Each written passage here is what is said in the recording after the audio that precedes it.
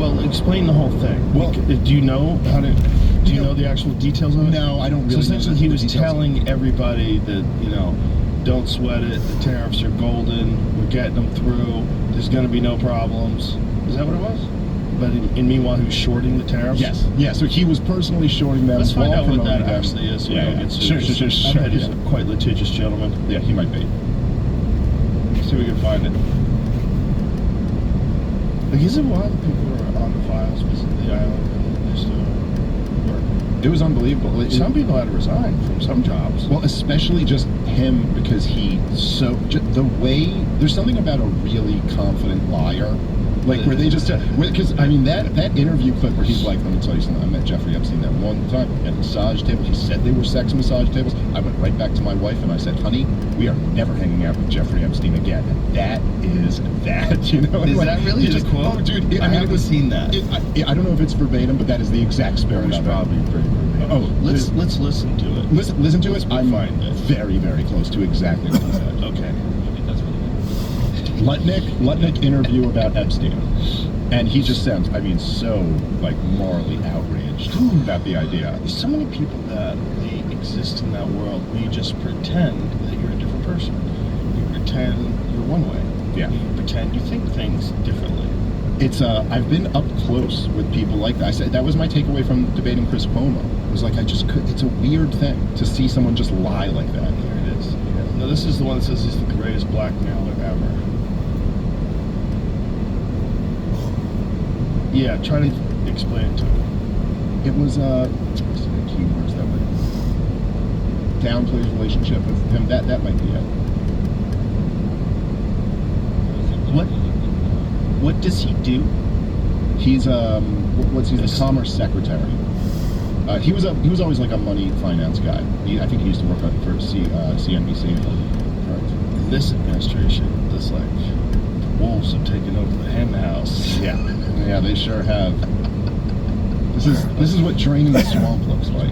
Under fire for Epstein ties, Commerce Secretary Howard Lutnick defends visiting his private island. Yeah, but this isn't the clip. The clip was from.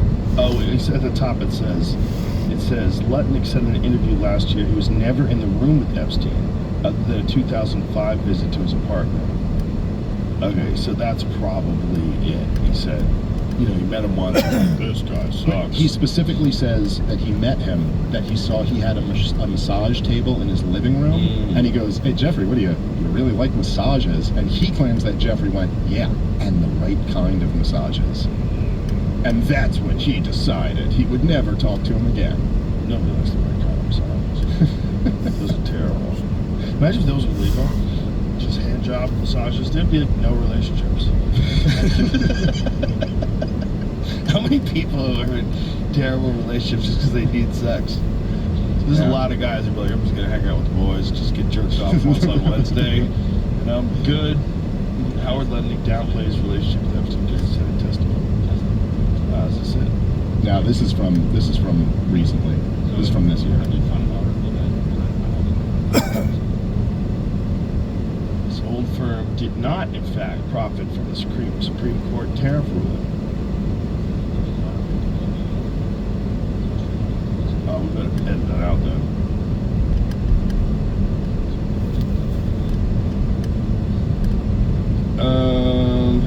It says firm is run by his two sons. Elder Lutnick announced the sale of the stake in the firm. Other investors Supreme Court on Friday invalidated many of Trump's tariffs. The president said, why not? Castor did not consider the product, which has existed for years, was humming trade on Wall Street's Trump first-term tariff push, but decided against it after weighing the political sensitivities, according to a senior banker familiar with this matter.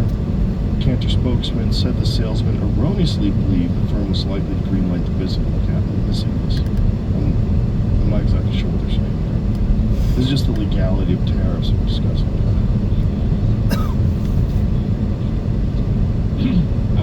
Tariff refund rights.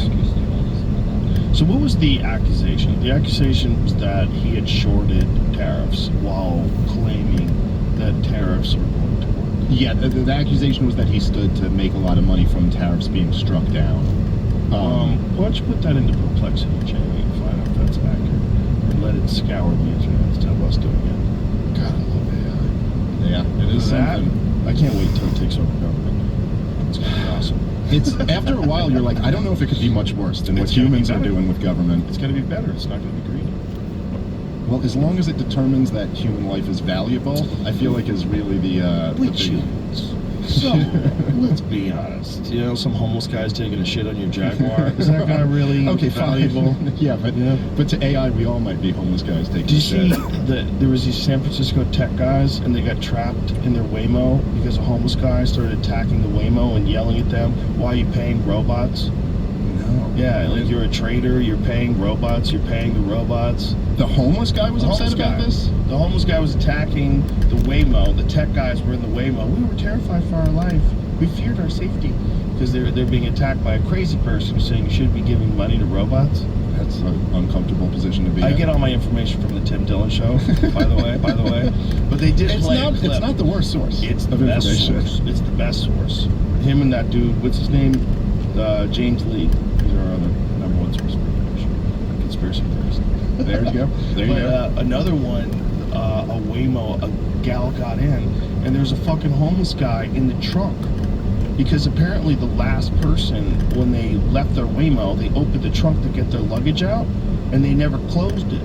So the homeless guy hopped into their fucking Waymo And closed it would on close himself? It was in the trunk. So she orders a Waymo, she climbs in, there's a homeless guy in the trunk, and Waymo's like, that's unacceptable. Yeah, you think?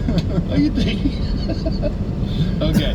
The main claim is that Cantor Fitzgerald, Howard Lutnick's former firm, now chaired by his son, stood to profit by buying tariff refund rights that only became valuable if Trump's tariffs were overturned, but the firm insists it ultimately did not execute those trades.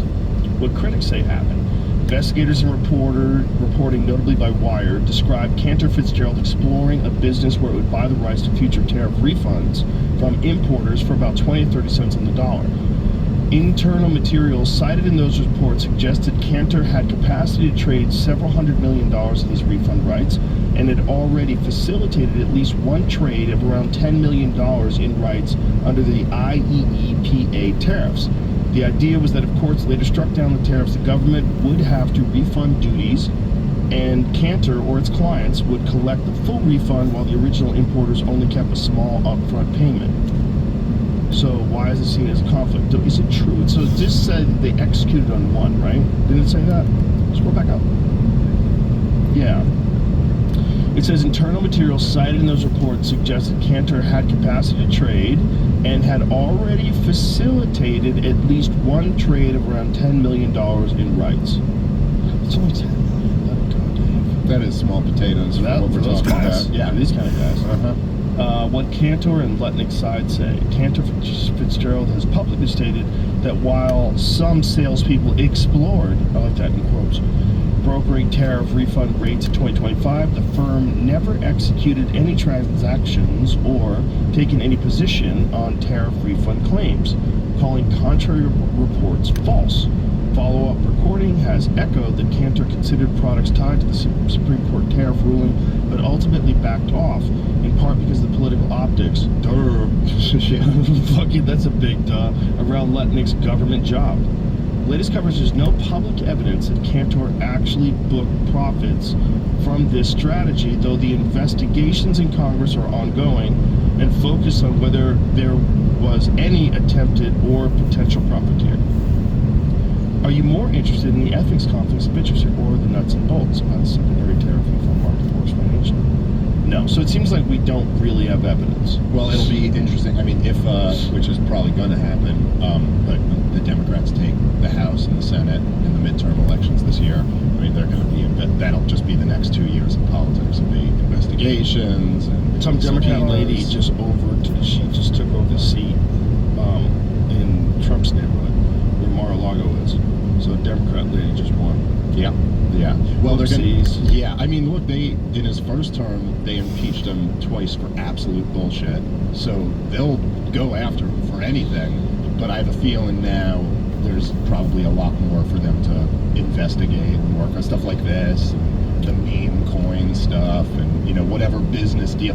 I don't have the details at the top of my mind, but I do know that they said at one point that Jared Kushner would not be involved in this administration at all because he does so much business over there, and it's just like, so they were like, oh no, he won't, but now he totally is. It's him and Witkoff are like the lead negotiators in this too, so just a lot of meat on the bone for Democrats to make big political theater out of for the next 2 years. Is there anywhere that's not corrupt? I mean, when we look at the insider trading in Congress, when you look at all these slimy deals that get made with NGOs, you look at it's like everything's dirty. There's not one part of government, you're like, right there, they nailed it. Yeah, well, that is true. Like maybe the post office. Post office is pretty fucking good, dude. Compared to all the rest of it, sure. You can get a letter moved across the whole country for like, what is it, like 30 cents? How much is a stamp these days? That's true. I don't know if you include the cost on the back end, like the taxes that pay for the whole thing. Maybe it's a little more expensive, but relatively speaking, yeah, you can get, something not a done. Bad organization. Sure. In terms of government organizations, you never hear, except Going Postal. That used to be a thing. Remember those days? Yes, I did. There was a while, like, where so many post officers went so crazy and started shooting people that they started calling it Going Postal. But it just went away. Yeah, young people, if you're listening to this and you don't know what we're talking about, in our day, we didn't have school shootings. Okay, we had to do it the old-fashioned way. You had to drive a postman crazy until he went around shooting people. And it happened several times to the point that became a thing. Like, dude, these crazy postal workers. There was a video game called Postal, where you run around shooting people. It was in the 90s? Yeah, that would be about the time period. Is it the first one came out? Yeah, and it was like highly criticized. They were like, weren't they like cartoon-looking characters? Can you see if you pull up a video post? It was like they're like South Park-looking characters, just blasting people. So it felt like less, if I remember correctly, or maybe that's the box. I never played it. Maybe I played it. Oh, this is Going Postal? No. This looks way better than 1990s. This was in the 90s, for sure. Is this the new Postal? That might have been a new version. Oh, Jesus. You just run around jacking people. So it was like the first Grand Theft Auto, really. I mean, Grand Theft Auto came out around then, so actually it did look like But real weird, though, right? That post office workers were just killing a bunch of people. That's what it looked like. Like that. Okay. This is what it looked like. It didn't look like that other thing. It was like, it wasn't a first person thing. It was like you're seeing it from above and just running around killing everybody. I played it close to the level of first person like that. Maybe they had more versions of it. Also, I don't want to show because I don't know. There could be some bad stuff on there. Yeah, probably. There's nudity or anything. Dude, video games really are like crack. They're a problem. I loved you had a rant about that years ago about how like the problem is that they're so much fun and They're you're not so accomplishing anything. Yep. So the last video game I got into was UFC 3, and I loved that game. I just loved it. And then I think it was, I got married, my wife got pregnant, and I was like, all right, I gotta get rid of this. I just can't. So I was at the Dojo of Comedy. It was a club in New Jersey. Great club. They have a LA one too. Oh, do they? Yeah. Okay. Sam Tripoli. Shout out to Sam. Yeah. So I was at the one in Jersey, and they have in the green room, they have UFC 3. And I was like, oh, that's the game that I got really into. So I was there for a weekend, and I mean, the whole time I was there, just in the green room playing this video game. And I was like, it was like a feeling almost like a drug addict who's around their drug of choice, where I was like, I need to be away from that. Like, I will play this until I kill myself. It's so much fun. It's a problem. Robbie Lawler fighting, whoever, and just... And they keep getting better. Yeah, I know. Well, I stopped at that, so I never even learned how to play the new ones. But what I number UFC game are they at now? 5. The graphics keep getting better. The movement keeps getting more natural. Yeah. And first-person shooters, man. Oh my who God, was the? so good now. Was it Joe Lozon? I want to say. Was the guy 155 guy, Yeah. really good grappler? Yeah. Wasn't his thing like he was obsessed with video games, and then he went, I got to just do something else instead of this, so he just did jiu-jitsu, and then he just got like amazing at jiu-jitsu. I swear, I think that was his really story. what happened? I could could be misremembering this, but I swear I heard him talk about this in an interview once, and that there was just like, I just played video games all day, all night, and then eventually I was like, I got to do something productive with this, and so I just started doing jiu-jitsu instead. I wonder what he's up to these days. He was a fun guy. He was a fun fighter to watch. Fun dude, like in person too. Him and his brother used to beat the fuck out of each other on the yard, like in the front yard. They would have like full-on MMA fights, like full power. They just beat the piss out of each other in the front yard. I was like, boys, save it. Like, save it. I mean, wailing on each other. That's crazy. That's a young man's game. They had like a bunch of guys hanging around. It looked like it was a picnic or something like that. They decided, let's spice this picnic up. You and me fight, motherfucker. And they would fight. Like, fight. But all across this country, there are boys fighting in their yard, and that was of the highest level of yard fighting. I mean, that was top 1%. Whoa, that was vicious. Two like legit MMA professionals. Yeah, 2 legit MMA professionals were mad at each other because they're in the house with each other all the time. Shut the fuck! You didn't fucking do that. You were supposed to put that shit away. Yeah. That's You ate my food. Yeah. Next thing you know. They both ended up being real fun fighters to watch. Oh yeah. Joe was awesome. He was a great fighter. Yeah, he had a lot of fights in the UFC too. Yeah. And I think it got to how many years was he in? God, I want to say he was at least in the UFC for like around a decade. He was, he had a pretty long career. Yeah. Because he was fighting, I mean, he fought, I don't know, I mean, he fought like the whole, like I think when he started was like BJ Penn era of lightweight, and then he fought into like Anthony Pettis was the champion. Yeah, pull up Lozon's Wikipedia. I know he retired. His first fight was September 23rd, 2006. I think his last one was 2019. Wow. That's crazy. 2019. Whew. Some of these guys just don't want to stop. It's just too fun. It's a very hard job to keep going for a while. Maybe the hardest. Yeah. You know, like on your body. Oh yeah. Other than football. There's a lot of those guys in the NFL, they only last a couple of years. Yeah, for sure. This episode is brought to you by Intuit TurboTax. April Store Turbo. MMA, it's the most unforgiving sport where like you're one mistake away from like, you know, like if LeBron James misses a wide open layup, he runs back on defense and tries to, you know, get a block or something on the next play. But in MMA, you could be dominating, fighting a perfect fight, make one mistake, and it's like, okay, you're unconscious now. Maybe Leon 4 Edwards, months. Kamaru Usman. Yeah. Perfect example. Yep. Kamaru's way ahead in the fight. It's in the 5th round. I think there was like 20 seconds to go or something crazy. Leon just plants one. A perfect head kick. Yeah. And it was and John Anik makes the perfect call. You know, like says something had been said about him maybe deciding, you know, to quit. And then John Anik says, but that is not the cloth from which he was cut. Yeah. Boom! Head kick knockout. It's like, come on, man, is this real? One of the most amazing MMA championship knockouts ever. Oh, ever. And then just his post-fight speech, look at me now! Look at me now! And then comes back and wins the rubber match. Yeah. Which was like, it's an interesting thing, how much, you know, like, first off, like, getting knocked out cold like that, and you know better than me, but like, that does a number to your body. Like, that's not, you're psychologically. Well, psychologically, and also, I think, physically. And then also just like the confidence that gave Leon Edwards going into the next fight. Right. Like, just changes everything now. Yeah. Kamaru had to be very careful because he knew at any moment. I mean, he dodged most of the big ones until the big one landed. Yep. So in his head, in that fight, he had a narrative. And that narrative completely changed with one head kick. Yep. So going into the next fight, the narrative is now, if you fuck up, you will be unconscious. You can't get knocked unconscious again. And he fought much more cautiously in the second fight. I remember seeing that with, I felt like you could watch that when Dustin Poirier fought Conor McGregor the second time. Like, you know, McGregor had knocked him out years earlier.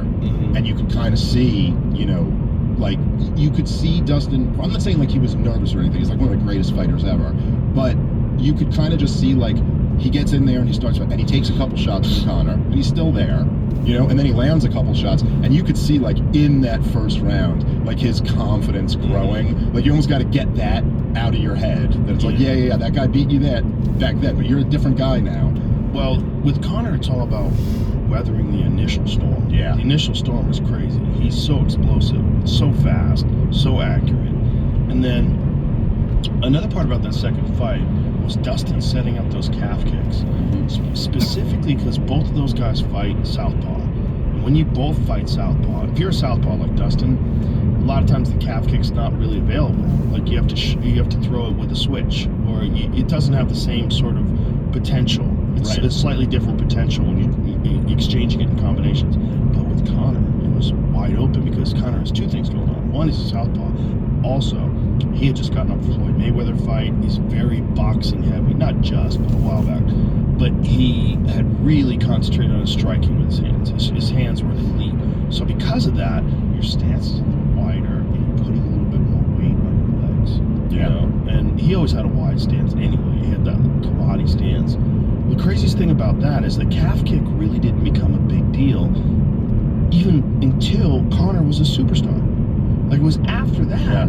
That's how recent it is. Yeah, it's very strange that was almost like a thing that didn't get figured out until so recently, and then just totally changed everything. Like, at this point, not saying you never see it, but you pretty rarely see guys kick guys in the thigh anymore. Yeah, well, no, but I mean, like, compared to what it used to be, where it used to be like that was what a leg kick was. Yes, for many years in MMA, and now it's I'd say, like, the majority of leg kicks are targeting the calf. Yeah. Like, you'll see almost like a thigh kick, almost just to switch it up a little bit. These guys got really good at taking those.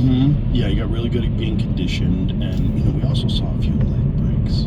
Right, we saw the Anderson Silva one, we saw the Chris Weidman one. There's been a few leg breaks from guys just full power leg kicking the thigh, and then someone just lifts up their knee a little bit and takes it on right where the shin bone meets the kneecap is where they like to catch it. And boy, I've seen way too many of those. I've seen a bunch in person, but because of the internet, I've seen dozens and dozens of small promotions where a guy throws that kick wrong really hard, and the guy checks it, and his fucking foot just wraps around the leg, and you see it dangling there. You're like, oh no! I've seen you recognize the thing, like that injury is so recognizable. Like, I've seen it so many times now. I see it, I just go, oh, it's gonna wrap around the calf. It's gonna flop. He's gonna fall down. I've seen it several times on internet videos and in UFC fights. I've only once seen a guy continue to talk shit about the other guy after from the ground, which is the craziest shit ever, dude. Everyone else I've seen is like crying in pain, and Conor's talking about your wife's whatever. Your wife sent me DMs. Jesus. Yeah, he asked me to come and sit down with him and do a podcast.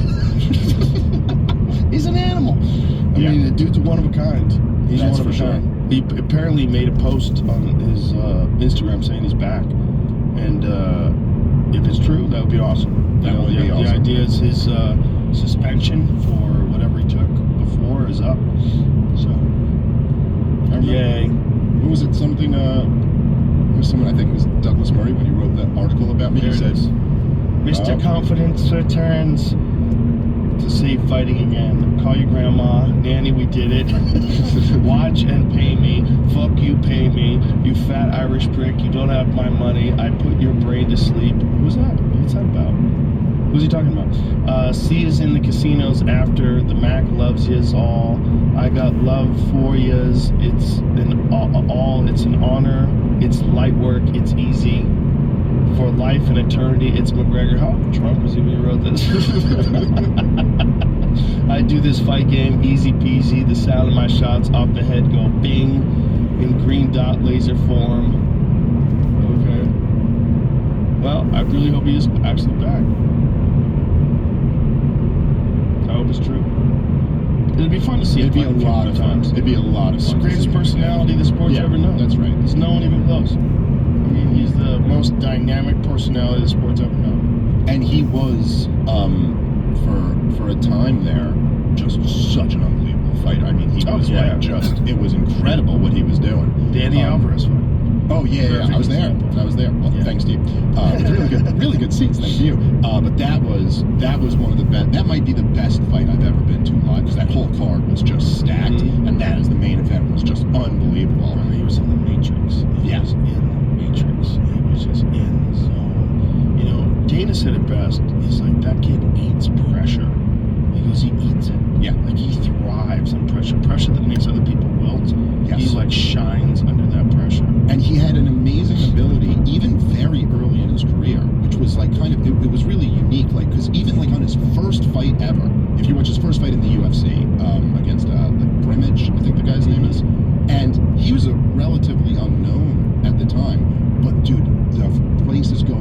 he already had made so much kind of like street cred for himself, and then the Irish thing, like the Irish were really, really into it. But he, from the very first fight, he would always create these moments where it's like, dude, this is going to be the biggest spectacle that you, my opponent, has ever been in their career. Like, I'm going to get you mad with shit talking. I'm going to get the fans so excited because he's completely comfortable there. Right. Like, I'm not sure if you're really comfortable Right. here, but and so it would, and even with Aldo, who had been the entire division. He would literally, when they started the division, they started him as champion. He didn't even win it. He came in because they he was absolved the WEC. So he was the entire featherweight division, had just dominated everyone, and he even created such a moment that like Aldo was like, He was the boogeyman. yeah, dude, he was incredible. He's One of the greatest, one of the greatest all time. featherweights of all time. But he got him to the point where he was like so furious Mhm. that he was like, I'm gonna take this fucking guy's head off, and then Conor's just like relaxed. He was Yeah. like he didn't care about any of the shit talking. He was just Yeah. like, yeah, we're having fun. Let's play. He lost his composure. Yeah, and he looked very overwhelmed by the moment. And by the way, everyone from Ireland came to Vegas for that fight. It was the nuttiest thing I've ever seen in my fucking life. The entire Mandalay Bay Yeah. was overcome with Irish people. I mean, overcome like you couldn't move. There was nothing but Irish people everywhere, and they were singing.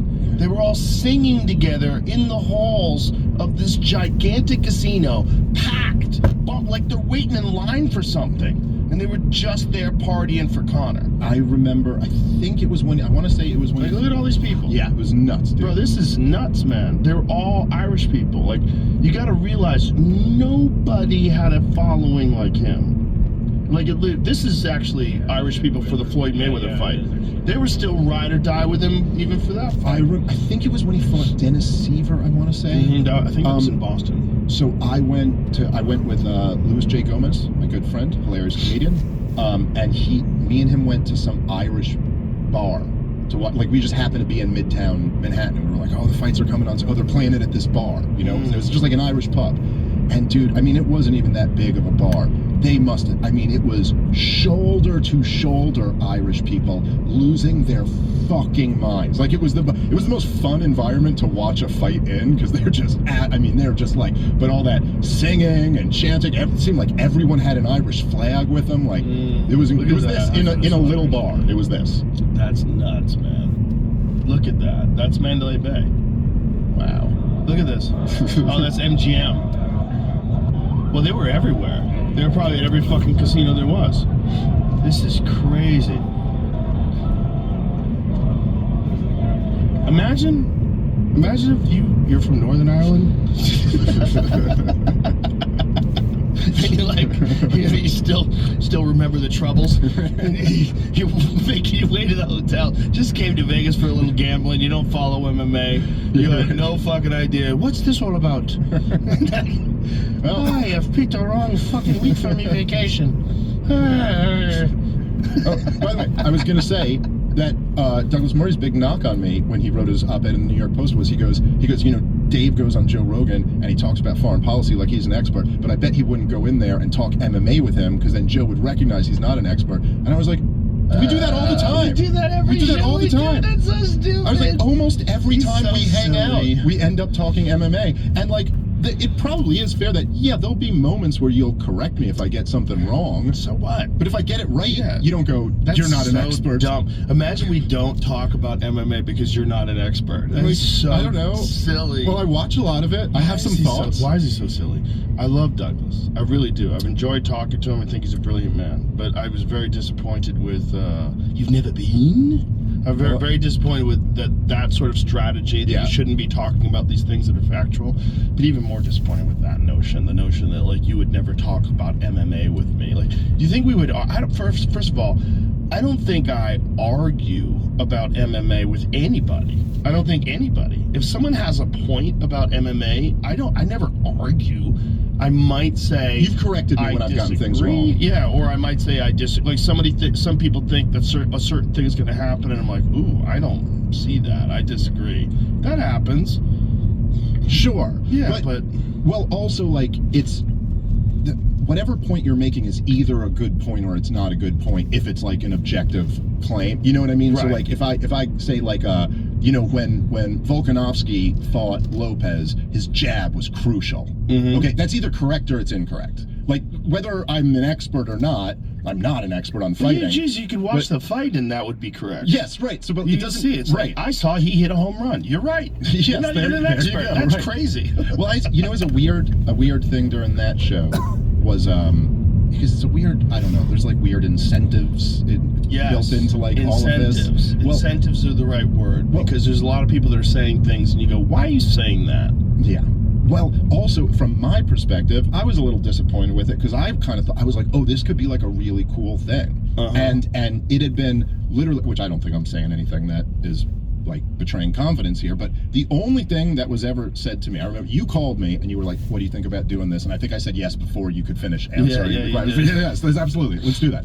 And then you told me that he had said, hey, he really doesn't want this to devolve into like a food fight. He Yeah. wants to make this like a good faith thing. And I was like, oh, awesome. And now I feel like he like Trump Witkoff negotiated me. Like he was, because then he came in and the whole thing was about me. He didn't want to talk about the issues at all. He just wanted, and so in a weird way, I was like, well, this sucks because I thought we could have had a really cool thing. But then there was this other part of me that was like, I mean, he's really just handing this to me. You know what I mean? Like he kind of just like gave me the win in a thing that was a big show with like a you know, a lot of people I knew were going to watch it. I mean, obviously every time I do your show, a lot of people are going to watch it, but that was a particularly big one. Yeah. And so I was kind of almost like for the first 45 minutes of it, I was kind of sitting there like, oh, I can't believe he went this route. Well, if you look at it objectively, there weren't a lot of options, right? Yeah. It's very difficult to